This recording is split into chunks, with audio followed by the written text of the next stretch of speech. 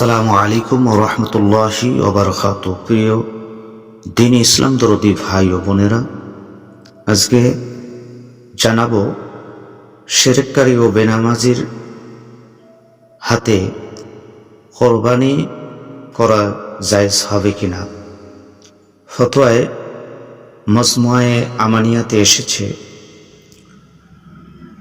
মুশরিক মুশরিকদের কাছে জবাই করা অথবা কোরবানি করা নিষিদ্ধ রয়েছে।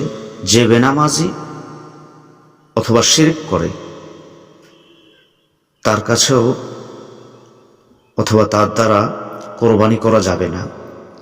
হ্যাঁ, যে নামাজ পড়ে কুফরি করে না, শুধুমাত্র কারণবশত অজরে অথবা কঠিন বিমার অবস্থায়, পীড়িত অবস্থায় নামাজ পড়তে পারে না, এমন ব্যক্তির দ্বারাই কোরবানি করা উত্তম।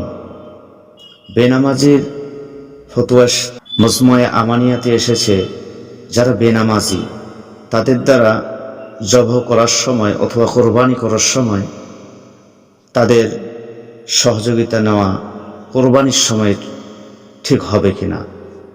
ধরে নেন, পশুটি ধরার সময় তাদের সহযোগিতা নেওয়া কতটা সঠিক হবে।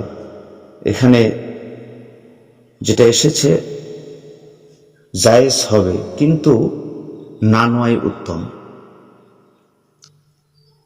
সম্মানিত ব্রাদার, আমরা যেন হাদিস মোতাবেক, আল্লাহ এবং আল্লাহ রসুলের হুকুম মোতাবেক আমরা যেন কোরবানি করতে পারি। আল্লাহ পাক সেই তৌফিক দান করুক, আমিন।